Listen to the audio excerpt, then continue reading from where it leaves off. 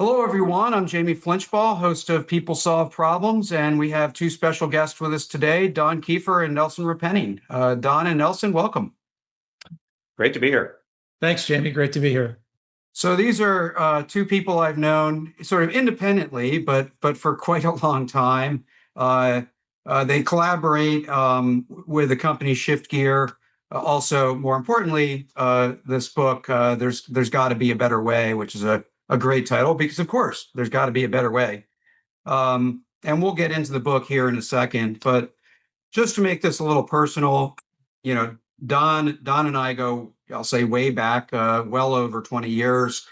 Spent a lot of time inside companies leading transformation at executive level, Harley Davidson, Intermatic, and has since taken those lessons to consulting. But we got to collaborate during that time. And as I was reading the book, hearing stories about some of your work, I felt a little bit like reading my own, not my own biography, but like I was looking in on some things that I got to experience. And then when I got to the acknowledgments, you had this very nice note to me in there, which I greatly appreciate. It was noteworthy for me. So thank you for that.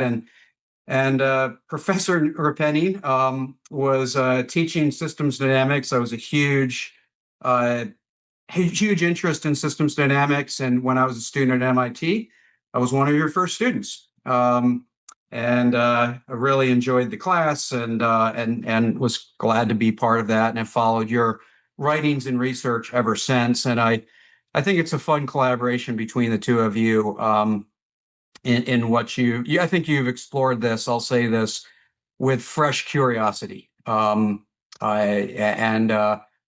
challenge assumptions, challenge traditional idealism around some of these ideas, which I think brings it to some unique takes. So I'm excited to get into the content on that. Great. Well, thanks, Jamie. Let me return the favor of the compliment, which is after I had a year and a half with Mr. Oba, learning from Mr. Oba from Toyota when I was at Harley. And the goal there was for me to understand the thinking. I wanted to be able to predict the next question he would ask, because I knew I could never be as skilled in manufacturing, but I wanted to understand the thinking. And once I did, and we kind of outran the way he was working, which was you have to follow these rules and do this, whatever, use all these Japanese words. And we parted ways. The next person I ran into who understood the thinking, which they were very few in the country at that time, back in 2000, 2002, I think, was Jamie Flinchbaugh. And you came and you helped me put it. Working in Harley, it was hard to use a lot of Japanese language, so you can imagine. So we turned it all into very accessible, straightforward stuff. So I want to thank you for that. And it's been great to work with you over all the years. Yeah, it was fun times. So as I kind of realized I made this bridge only now is you approached it with fresh thinking, curiosity, challenge assumptions. So you cover 5 principles in the book. I'll very quickly read them: solve the right problem, structure for discovery, connect the human chain, regulate for flow, visualize the work, and we'll come back to those. But I wanted to first ask how you derived those 5. Was it more you started with 30 and you boiled them down and figured out what they were? Or did you find yourself just repeating the same phrase so many times and went, hey, maybe that's a principle? How did you get to these 5? So I could start, and Don could definitely jump in. I often liken the work I do to being a stand-up comedian, which is, you write a few jokes, you start on the Monday night open mic night, couple work, couple don't. Then maybe you move to Thursday night, and then you're doing the weekends. And then, only after years do you do your HBO special, after you've sort of perfected your act. And I think for us, at least my experience of it was, I think we had the pieces and the tools long before we had the big picture and could put the whole puzzle together. We could go through our notebooks. I think the principles went through many different incarnations. And probably the last one was, for a long time, we had 4 principles. And then visual management was like a tool to apply the first 4 principles. And we got so caught up in our shoelaces trying to keep that distinction that we finally gave up and said, no, there's 5 principles. So I think they really emerged from, almost 30 years of conversation. And then each time we would teach it. So, doing our act, you're exactly right. Some things would resonate, some things wouldn't. And I think they got cleaner and sharper as they went. And I remember for a long time, we didn't have a name for what we called this thing. And we had 50 of them on my whiteboard. And finally, I was like, why don't we just call this dynamic work design? It was like, but all of that just came from doing the work and the kind of ongoing interaction between the academic perspective and the practitioner perspective that Don embodies. Yeah, the other aspect of it is that we didn't get this from reading a lot of case studies and studying companies. We did it from doing the work over 3 decades. And I remember that the first set of principles for me, I did at Harley when Jim McCaslin, the president, said, Don, we love your work, but you're so far ahead of everyone. No one knows what you're doing. We can't see you. You're scaring people. Can you sit down and tell us what you're doing? And that was a tough deal for me because I could do it, but try to describe it was very, very tough. But I did. I came up with, 4 ideas. I called them principles, and I sat down with all my colleagues, individual. You remember all those executives. But I showed them to Nelson, and I'm the junkyard dog factory rat, and he's the disciplined, rigorous academic. And he looked at me, he kind of smiled and said, well, that's nice, Don, but these aren't really principles. And that started our journey of like, okay, let's keep looking at the work and teaching and going through this kind of back and forth between, as MIT says, hand and mind. And I think Nelson is exactly right. They emerged from that back and forth over decades till we got something we felt was really right. Yeah, Don and I have spent a lot of time on factory floors. I always say if I wanted to create a scented candle, it would be machine oil mist. That would be. I still love that smell whenever I go in a factory. Oh, I love it. Just brings back so many memories. So let me go into the first one, talking about hard gaps to close, solving the right problem. When I was at DT Energy, we did a deep study. We talked to hundreds of people throughout the company about what the problems were in the organization. The executives said these were the top 10, but the organization doesn't get it. The organization said these are the top 10, but the execs don't get it. It was actually the same 10. It was the same list. And it just seemed like finding the right problems, talking about the right problems, settling on the right problems seems so elusive in organizations. People get really angry at others in the organization for not seeing the problem that they think is obvious. So why is that so elusive to kind of hone in on what is collectively the right problems to solve? So I think for me, and Don can give the more practice-oriented perspective, the big breakthrough for me is I was starting to dig into the psychology of safety for some work that we were doing in the energy industry, and came across an early version of this sort of model that we have 2 ways of thinking, conscious and automatic, which then Dan Kahneman really, I think, nailed in the, thinking fast and thinking slow. But once I kind of got on that, it helped me explain exactly that dilemma, which is, when we're sitting in the conference room and we're using our conscious cognition, we can talk big thoughts about what we're doing. But when you're on the shop floor covered in the machine mists, right, we tend to devolve to that automatic processing. And so it just helped it snap into place for me that, we needed a method to get people to slow down and use a little bit more of that kind of logical way of thinking to break exactly that impasse. And then suddenly, why did we need an A3 or why did we need structured problem solving or Tomaic or whatever? Like the lights went off, like, oh, this is the why behind why these tools really work and why you need to use them correctly and not just a sort of rote application where you're going through the motions, which I think contributes to the failure modes you were just describing. Yeah, for me, it's you're successful when you're a problem solver. That's how I was successful. And you train yourself to get to the solution quickly. And the more experience you have, it just becomes normal for you. And you can't understand why, when you propose to do something, people don't immediately see how you got there. So we're just jumping to solutions. And we go through all that math almost subconsciously. And then we're throwing solutions at each other rather than trying to verify the problem statement. And I think the other aspect is that, especially at work and organizations, we look at people. So if a problem shows up, no matter what are all the conditions that have been going on for a long time that produce that problem, we tend to focus on the person nearest that problem and blame them. Why didn't you do this? Why didn't you do that? And anytime someone does a deep study on a problem, they always find all these contributing factors. But where you're in the crush, it's like, why didn't Don get this or fix this fast enough? He missed it. So I think those two things, mostly the speed, is how we screw it up a lot based on our strengths. And the stronger the problem solver you are, the more quickly you can get to a pretty close solution. But it takes time to actually sit down and think about the data. And that's what all those methods, the one we use, A3 or DMAG, all this stuff, they force you to write it down and think about it. I think that slowing down feeds back to Nelson's point about the other part of our brain, this system one of our logical thinking.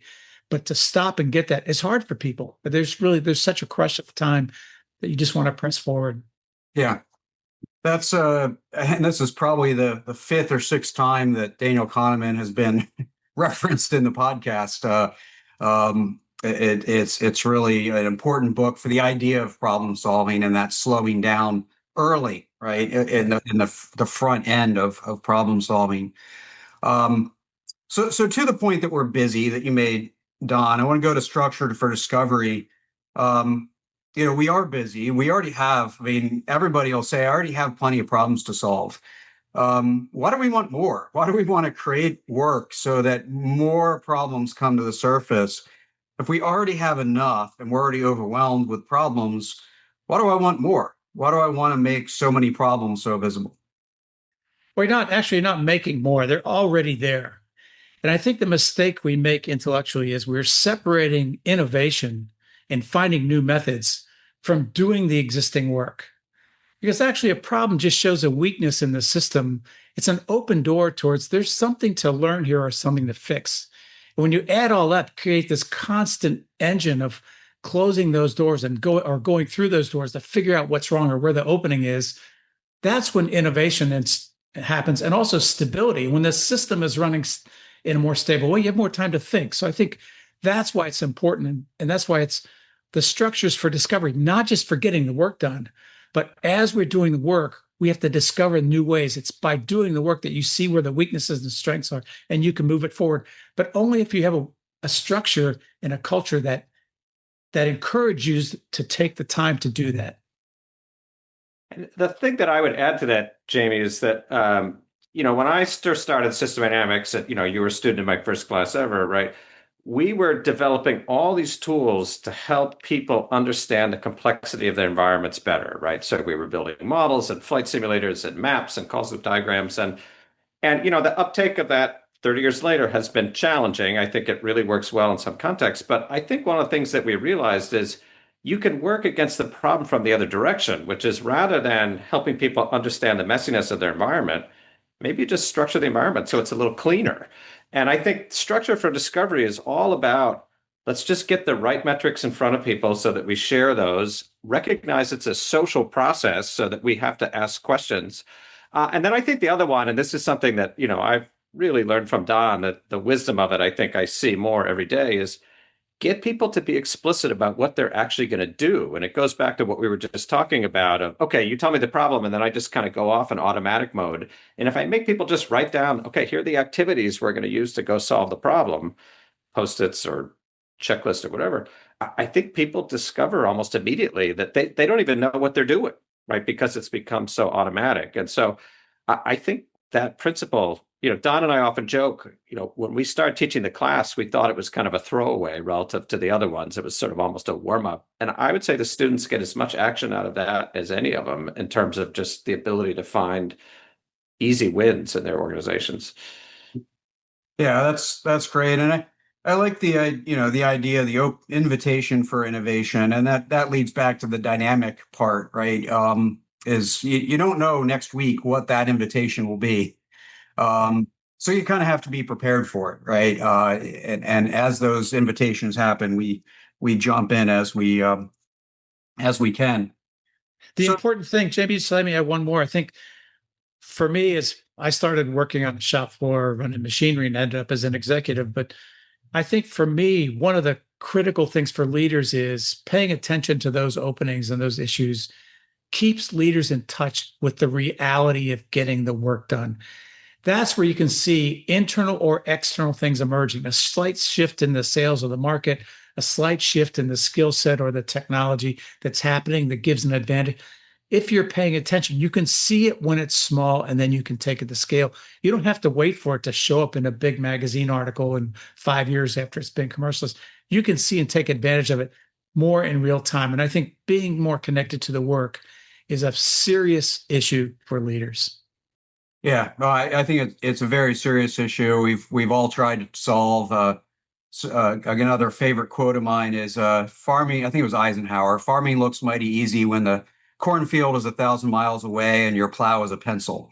And yeah, yeah. Where's the work happening? That's where the real challenges exist. So to that point around people, people doing the work, there's a lot of folks that do this kind of work that you've immersed yourself into, that will make it, I'll say, either all about the people or all about the process. And so, it's not really process over people. I think sometimes that's the approach people take, but it's really process for people.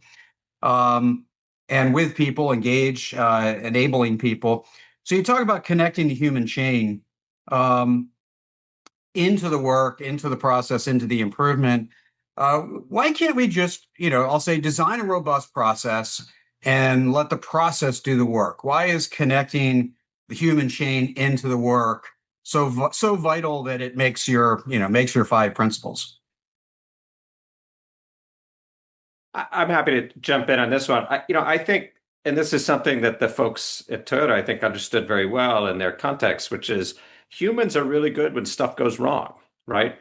We can talk about the impact of AI on work and so on and so forth. But, one of the big insights I think Don and I had that led to this principle was, we started to ask the question, which is, what is a meeting good for, right? If you and I are going to take the time to have face-to-face communication, where should that go in the process? And, it doesn't take a lot of digging into the literature to realize humans are really good at processing uncertainty and ambiguity, and we do it best when we do it face to face, right? And so suddenly face to face communication becomes a really powerful process element, and you want to make sure you put it in the right places, right? And I think once we kind of got that, we realized that so much of what we do in contemporary organizations is exactly backwards, right? We have long meetings where we look at PowerPoint slides, and then we use Slack messages to kind of process the associated uncertainty, which is probably 180 degrees out of phase with what you would want to do. And so I think, to the earlier conversation, the reason you need people in there is no matter how much time you spend designing the process up front, you're not going to get it perfect, right? And you probably wouldn't want to get it perfect because you're not getting that innovation and engagement. And even if you get it perfect for a couple of days, the market of the technology is going to change. And it's the human connections that are the most efficient and effective way to process all those little gaps and changes. And, for my money, I think we're a long way from AI being able to, process all of those. We can come back to that a little bit later, but it's really about, if you and I are talking to each other, that's a really high-powered moment, and we want to make sure that we take advantage of that. So I would say anyone who's been frustrated by a call center where the person you're talking to, you're trying to explain your problem to, is reading from a script and your problem's not on that script, knows exactly why we need people in the process. You can automate some things. For example, your paycheck, we don't need to have a meeting. If you're working a job and you're on a salary or whatever, you get your paycheck automatic. We don't need to have a meeting about it. It's we could just make a calculation. We call that a handoff in terms of human communication. So that stuff is good for AI or the call center with the script. But when there's a problem or a decision to be made, there are a lot of intangibles that those scripts don't include. And that's where we need our brain and all our experience and problem solving skills to boil it down to what's the problem, to get the clarity, relieve the confusion. And that's, as Nelson said, that's what humans do best. And a lot of that principle is about getting those, we call those huddles, by the way. It's like a huddle in football. It's what are we going to do next? As opposed to getting your paycheck, which is a handoff.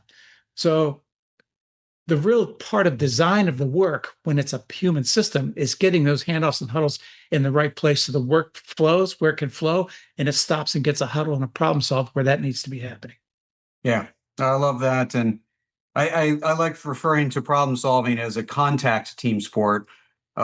which means it's not passive, right? Right. And it requires more than one person. You come together and do it better. The opposite of that, I still remember first time I heard somebody say, "Send me your data, and I'll tell you what the answer is." And like, well, that's not the same. Or my favorite is, can you send me this slide, slide number 17 or something of your, I've been working on this project for 3 years. Someone just wants a slide deck, then they think they can do the work from that. Yeah. Yeah, Same. exactly. So, um, well, just watching time here, I want to maybe skip to visualize the work and talk about that a little bit. And in visualizing the work, I think the hardest part of this is knowledge work, which is where you spend a lot of time on in the book. We always say, when a process is broken in manufacturing, and to see more of the problems, it's harder. There's a lot more nuance there than people sometimes think, but at least, a piece of equipment's broken down and nothing's moving. It's pretty obvious, right? But knowledge work can be hard because we can always jump into more work. We dynamically reprioritize on the fly. If I can use my next hour any way I want. so, so what makes it so hard to visualize the work and in knowledge work, and how do people just get started on that? Well, let me start on this, and Nelson, you can fill in.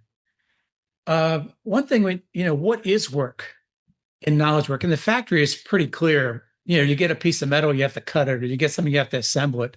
But in the office, work can be, hey, Jamie, can you go get this piece of information from me, which disrupts whatever you are doing.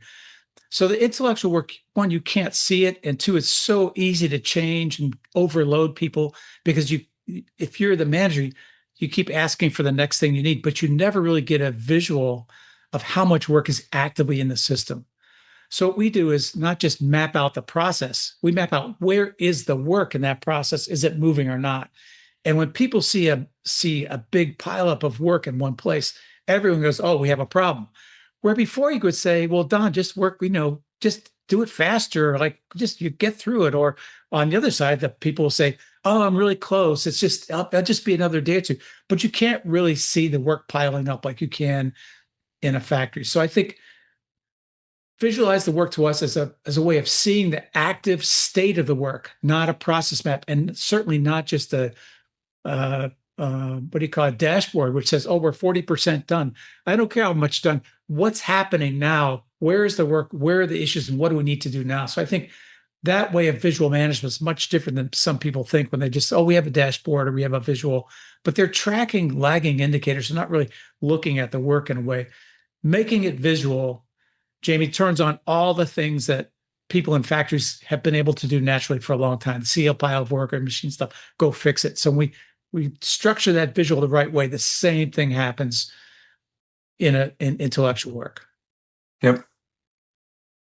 Yeah, and I would just add to that, one of the little teaching gambits that we use all the time is, and I have a class of executives, I'll say, if we have 50 executives in the room, for sure, one of you, someone that works for you at this very moment is getting stuck, right? The piece of work they're doing, they missing a piece of information, they don't know how to solve a problem, blah, blah, blah. And as you pointed out on the factory, right, the equivalent of that is a machine breaking, you're probably going to know right away, or at least very quickly. And I always ask them, so when are you going to find out about that person getting stuck? And it could be a half-hour conversation about the psychology of, well, I don't really want to tell my boss because he's going to get mad at me, and I'm an expert and I'm supposed to know this. And I'll bet if I just sleep on it, I can figure it out. But then the next day, I realize I should have told him yesterday, and so now I really want to solve. And this could go on for a long time.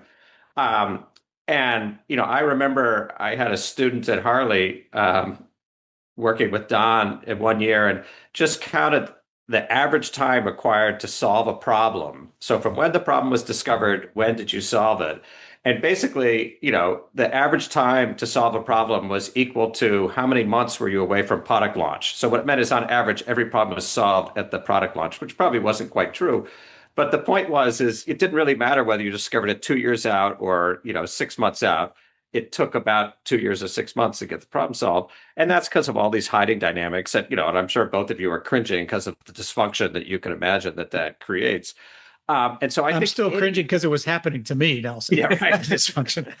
And so any method that I think can help people see the stuckness sooner is going to help you enormously.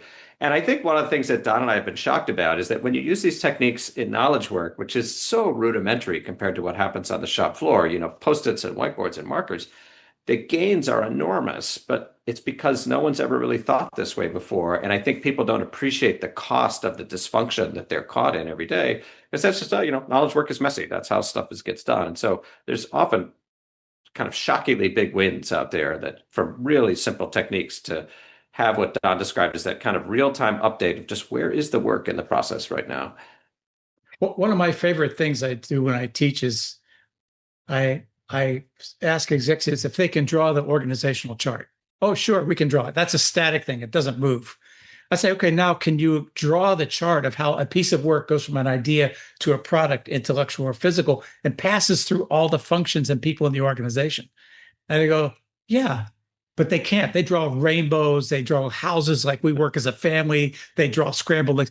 They can't really draw how the work happens. And that's a revelation to them, Jamie. They think they know it goes to finance, but they don't really know how that piece of work goes to the organization. And that's a design issue. And it's a big one for leaders who think it's up to someone else. It's not, it's up to them. Yeah. I think that's great. That, again, the ability to draw the picture of it shows that we understand it at a structural level, at a dynamic work design level. And yeah, we in terms of getting stuck, I used to joke that I'm a recovering engineer. And I think one of the aspects of that is, an engineer isn't really stuck until somebody takes the work away from them. We'll just keep going forever. But that leads to that dysfunction. So I appreciate the advanced reading copy. As this episode's coming out, the book is launched, and encourage people to pick up a copy, read it, and more importantly, apply it. So thank you for both coming on to share your perspectives. Thanks for having us, Jamie. Great to see you. Yeah, great to see you, and thank you so much.